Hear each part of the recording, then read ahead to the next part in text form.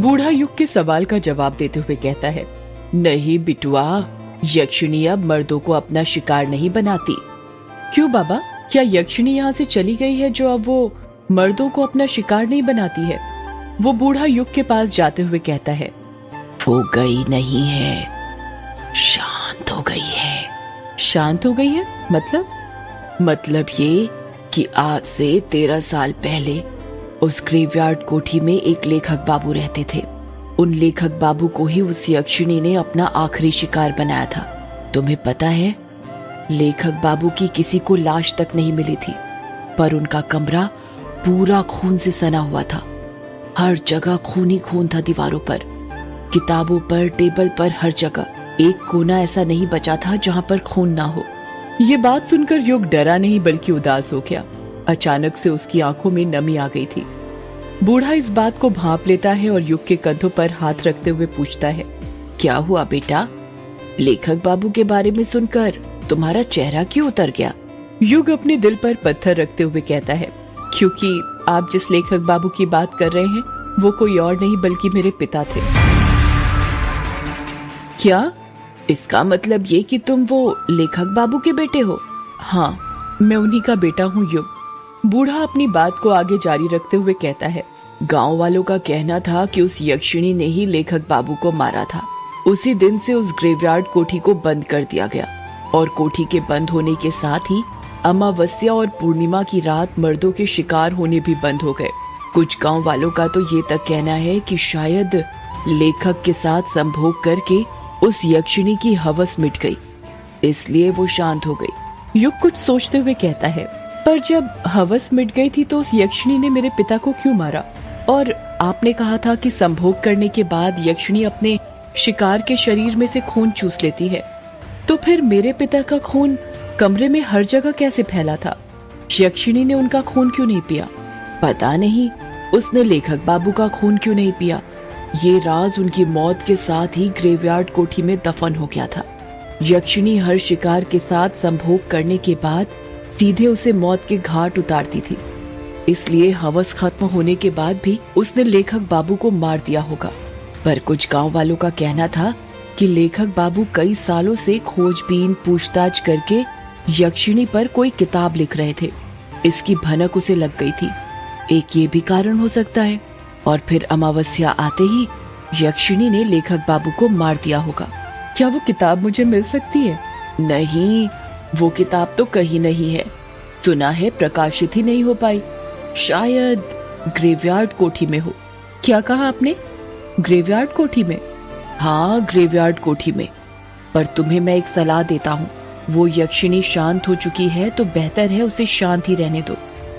उसके अंदर की वासना को फिर मत जगाओ, वरना पता नहीं और कितने मर्दों की जान ले ले। आप मुझे डरा क्यों रहे हैं? मैं डरा नहीं रहा हूँ, तुम्हें बस आगाह कर रहा हूँ बिटुआ।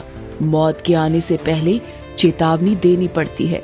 मतलब? तुम शहर के लोग मतलबी बहुत होते हो बिटुआ, हर बात में मतलब ढूंढते हो। मतलब कुछ नहीं। वैसे आप बहुत कुछ जानते हो उस ग्रेवयार्ड कोठी के बारे में। आखिर कैसे? जानूंगा कैसे नहीं, मेरा पुराना रिश्ता जो है। युग उस बूढ़े को घूरते हुए पूछता है, क्या कहा? पुराना रिश्ता? क्या रिश्ता है आपका ग्रेवयार्ड कोठी से? बूढ़ा बड़ी बड़ी आंखें करता हुआ कहता है, मेहंदी पथार। युग अपना मुंह फाड़ते हुए कहता है, मेहंदी पथार मतलब ये बिटुआ कि मेहंदी पथार स्टेशन आ गया है। चलो जल्दी उतर जाओ। ट्रेन मेहंदी पथार स्टेशन पर आकर रुक गई थी। युग और वो बूढ़ा अपना अपना सामान लेकर ट्रेन से नीचे उतर जाते हैं। स्टेशन ज्यादा बड़ा नहीं था और पूरा सुनसान पड़ा हुआ था। स्टेशन पुराने जमाने का था। लाइट भी एक दो ही जल रही थी जो बार बार बंद चालू हो रही थी। ट्रेन अभी स्टेशन से निकली ही थी कि तभी युग की नजर बूढ़े के हाथ में जो झोला था उस पर पड़ती है और वो देखता है कि उसके अंदर कई सारे कमल के फूल रखे हुए थे। युग सोचने लग जाता है कि ये बूढ़ा इतने सारे फूलों का क्या करने वाला है। जैसे ही बूढ़ा स्टेशन पर उतरा था, जल्दी जल्दी कदम बढ़ाने लग गया था, जैसे उसे कहीं जाने में देर हो रही हो। युग के मन में कमल के फूलों वाली बात खटकती जा रही थी। उससे रहा नहीं जाता और वो उस बूढ़े से पूछ ही लेता है, वैसे बाबा आप इतने सारे कमल के फूलों का क्या करने वाले हैं? बूढ़ा अपने चेहरे पर मुस्कान लाते हुए कहता है, तो तुम्हारी नजर चली ही गई इन पर। बड़ी तेज नजर है। ये मेरे सवाल का जवाब नहीं हुआ बाबा। बताइए ना, आप इतने सारे फूलों का क्या करने वाले हैं? अरे पूजा आने वाली है ना, उसी के लिए है ये फूल। कैसी पूजा? पूर्णिमा की पूजा। पूर्णिमा की पूजा मतलब? तुम नहीं समझोगे, तुम गांव में नए आए हो ना, धीरे धीरे समझ जाओगे। युग उस बूढ़े को हैरानी के साथ घूरे जा रहा था क्योंकि उसको उसकी बातें बिल्कुल समझ में नहीं आ रही थी। युग अपनी जीन्स पकड़ते हुए कहता है, अरे शिट, इसे भी अभी आना था। क्या हुआ बेटा, बड़ी मुश्किल में लगते हो? हाँ बाबा, वो यहाँ पर कहीं वॉशरूम है क्या? बूढ़ा अपना सिर खुजाते हुए कहता है। वॉशरूम मतलब बिटवा? मतलब टॉयलेट, पेशाब घर बाबा। अच्छा, ये बोलो ना तुम्हें टंकी खाली करनी है। युग चिढ़ते हुए कहता है, हाँ वही। वो तो नहीं है स्टेशन पर। पूरे देश की तरक्की हो गई, पर मेहंदी पथार आज भी वैसा ही है जैसा पहले था। तो फिर मैं वॉशरूम मतलब टंकी खाली कहाँ पर करूँ?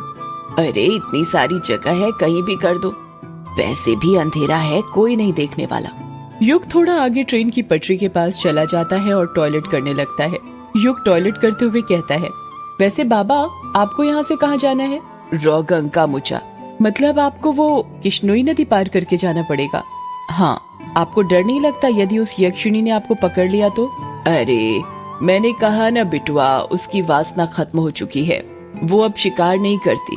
और वैसे भी आज पूर्णिमा या अमावस्या थोड़ी है जो मुझे अपना शिकार बनाए। वैसे आप रोगंगा मुचा में कहाँ रहते हो? रोगंगा मुचा में किश्नोई नदी का जो घाट है ना, वहीं पर रहता हूँ। युग कुछ सोचते हुए कहता है, ये तो वही घाट है ना जहाँ पर वो यक्षिणी भटका करती थी। पापा कहते थे कि अक्सर यक्षिणी किश्नोई नदी के दोनों घाट के पास ही भटका करती थी। कोई जवाब नहीं आता है।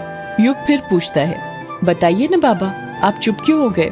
बूढ़े का कुछ जवाब नहीं आ रहा था। युग सोचने लग जाता है कि बाबा कोई जवाब क्यों नहीं दे रहे। युग अपने पैंट की चेन बंद करता है और पीछे मुड़ने लग जाता है। जब वो पीछे मुड़ता है तो उसके रोंगटे खड़े हो जाते हैं। वो बूढ़ा अचानक से गायब हो गया था।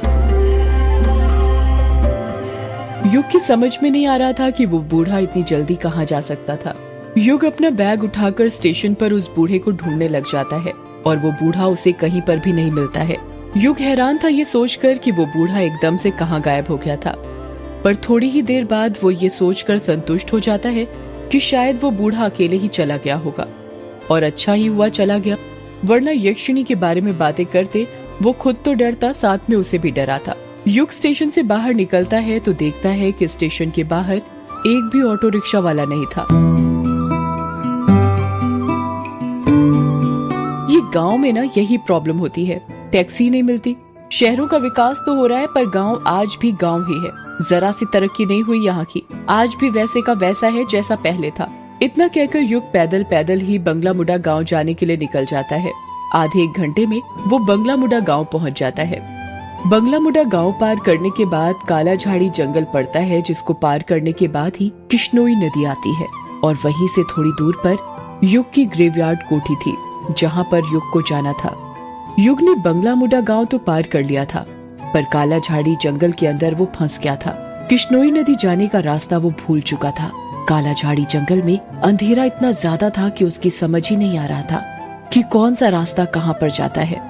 युग जंगल के अंदर लगे बांस के पेड़ों को देखते हुए कहता है, अब क्या करूं? आगे का रास्ता तो भूल गया मैं। 2-3 राउंड मार लिए पर बार बार घूम फिर कर यहीं पर आकर रुक जाता हूँ। ये काली झाड़ी का जंगल तो पहेली बन गया है मेरे लिए। कुछ समझ नहीं आ रहा क्या करूं। युग अपना मोबाइल निकालते हुए कहता है, यहाँ पर तो नेटवर्क भी नहीं आ रहा कि किसी को फोन करके बुला लूं। युग के आसपास साल और बांस के पेड़ लगे हुए थे। हवा के झोंके जब भी इन बांस के पेड़ों के बीच में से निकलते थे तो ऐसा लगता था जैसे आपस में कोई फुसफुसा रहा हो। मोबाइल के टॉर्च की रोशनी में युग को ज्यादा कुछ दिखाई नहीं दे रहा था। युग सोच ही रहा था कि वो क्या करे, कैसे इस जंगल में से निकले। तभी उसे किसी के कदमों की आहट सुनाई देती है। कदमों की आहट सुनकर युग सहम जाता है और सोचने लग जाता है, इतनी रात में इस जंगल में कौन होगा। युग डरने लग जाता है और सोचने लगता है कि कहीं यक्षिणी तो नहीं। पर फिर वो अपने दिल को तसल्ली देता है, नहीं, ये यक्षिणी वक्षिणी कुछ नहीं होती, सिर्फ कहानियां हैं जो मेरे पापा ने बनाई थी। कदमों की आहट धीरे धीरे तेज होती जा रही थी। ऐसा लग रहा था जैसे कोई युग के पास आ रहा हो। युग जमीन पर पड़ा बांस का टुकड़ा उठा लेता है और कदमों की आहट सुनने लगता है। तभी युग देखता है कि उसके बगल में जो बांस के पेड़ लगे हुए थे वो हिल रहे थे और आवाज उसी तरफ से आ रही थी। युग पूरी तरह तैयार हो गया था उस आहट का सामना करने के लिए। जैसे ही कदमों की आहट बंद होती है, युग की आंखें फटी की फटी रह जाती हैं। उसके हाथ से बांस का टुकड़ा अपने आप छूट जाता है और वो खुद डर के मारे झट से जमीन पर गिर जाता है। युग के सामने एक काला साया खड़ा हुआ था।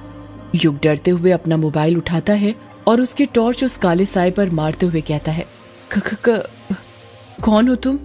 एक लड़के की आवाज सुनाई देती है, मैं अभिमन्यु। जब टॉर्च की रोशनी उस काले साए पर पड़ती है तो युग देखता है कि वो काला साया किसी और का नहीं बल्कि उसी की उम्र के एक लड़के का था, जिसके लंबे लंबे घुंघराले गर्दन तक बाल थे और उसने आंखों में बड़ा सा चश्मा पहना हुआ था।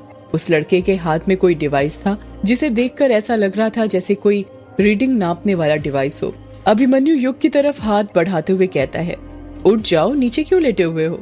युग अभिमन्यु का हाथ पकड़ते हुए कहता है, लेटा नहीं हूँ, तेरे कारण डर गया था। क्या कहा? मेरे कारण डर गया था? क्यों, तू डरपोक है क्या? क्या बोला तूने? इतना कहकर युग अभिमन्यु के चेहरे पर टॉर्च मारने लग जाता है। जब युग गौर से अभिमन्यु का चेहरा देखता है तो हैरानी के साथ कहता है, कहीं तुम अभी तो नहीं? युग अपनी बात पूरी करता उससे पहले ही अभिमन्यु भी युग की तरफ उंगली करते हुए कहता है, और तू युग है ना? इतना कहकर ही दोनों एक दूसरे के गले मिल जाते हैं। अभिमन्यु युग के बचपन का दोस्त था। युग अभिमन्यु के बालों को हाथ लगाते हुए कहता है, तू तो बहुत बदल गया है यार, बड़े बड़े बाल, आंखों में बड़ा सा चश्मा। अभिमन्यु कहता है, बदल तो तू भी गया है बहुत यार। ये बता कब आया और कहाँ जा रहा है तू इतनी रात में? बस आज ही आया, ये मान ले 1-2 घंटे पहले, और मैं तो अपने घर ग्रेवयार्ड कोर्ट ही जा रहा हूँ। तू बता, तू कहाँ जा रहा है इतने सुनसान जंगल में, वो भी इतनी रात में? और तूने ये बाल इतने बढ़ा के क्यों रखे हैं? एक पल तो मुझे लगा जैसे वो थी। अभिमन्यु हैरानी के साथ पूछता है, वो थी मतलब? युग बात को घुमाते हुए कहता है, छोड़ ना, और तू पहले मेरे सवाल का जवाब दे। ये बता, तू इतनी रात में यहाँ पर क्या कर रहा है? मुझे तो कुछ गड़बड़ लग रही है। यार गड़बड़ वड़बड़ कुछ नहीं है। अगर मैंने बता दिया कि मैं यहाँ पर क्या कर रहा था तो तू हंसेगा, इसलिए बेहतर होगा कि मत जान। अरे नहीं हंसूंगा भाई, पहले तू बता तो यहाँ पर क्या कर रहा था? अभिमन्यु धीरे से कहता है, मैं यहाँ पर भूत पकड़ रहा था। युग को सुनाई नहीं देता और वो फिर पूछता है, क्या कहा? अभिमन्यु युग के कान में चिल्लाते हुए कहता है, भूत पकड़ रहा था यार। अभिमन्यु की बात सुनकर युग जोर जोर से हंसने लग जाता है और कहता है, तू पागल हो गया है क्या? ये कैसी बातें कर रहा है? मुझे लगा तेरी बचपन की ये आदत भूतों पर विश्वास करने की चली गई होगी और तू अब समझदार हो गया होगा, पर तू तो अभी भी नहीं सुधरा यार, पूरा वैसे का वैसा है जैसा बचपन में था, डब्बा का डब्बा। अभिमन्यु नाराज होते हुए कहता है, मैंने कहा था ना तू हंसेगा, इसलिए नहीं बता रहा था। युग को गिल्टी फील होने लगती है और वो धीरे से कहता है, सॉरी यार, चल छोड़। ये बता क्या करता है आजकल तू? मेरी गुवाहाटी में जॉब है, अभी छुट्टियां मनाने आया हूँ। गुवाहाटी में जॉब है, पर किस चीज की? अभी तो बताया। क्या बताया? भूत पकड़ने की। मैं एक सर्टिफाइड पैरानॉर्मल एक्टिविटी एक्सपर्ट हूँ, हम लोग भूत खोजने का काम करते हैं। अभिमन्यु की बात सुनकर युग अपनी हंसी रोक नहीं पा रहा था, वो हंसते जा रहा था। यार तू हंस क्या रहा है? हंस ले, जिनको कम नॉलेज होती है वो अक्सर अपने से ज्यादा नॉलेज वालों को पागल ही समझते हैं। शायद तुझे पता नहीं है, हमारे इंडिया में 10 सर्टिफाइड पैरानॉर्मल सोसाइटीज हैं जो भूत खोजने का काम करती हैं। मैं भी उसी सोसाइटी से सर्टिफाइड हूँ, समझा? युग हंसते हुए कहता है, फिर ये बता कि आज तक कोई भूत खोजा है या नहीं खोजा? अभी तक तो नहीं खोजा, पर जल्द खोज लूंगा। और वो कैसे? अभिमन्यु अपने हाथ का डिवाइस दिखाते हुए कहता है, इसकी मदद से। युग हैरानी के साथ पूछता है, ये क्या है? इसे इलेक्ट्रोमैग्नेटिक फील्ड मीटर कहते हैं। मतलब ये कि इस मीटर का इस्तेमाल एक टाइम के अंदर इलेक्ट्रोमैग्नेटिक फील्ड में होने वाले अंतर को जांचने के लिए किया जाता है। कहते हैं किसी जगह पर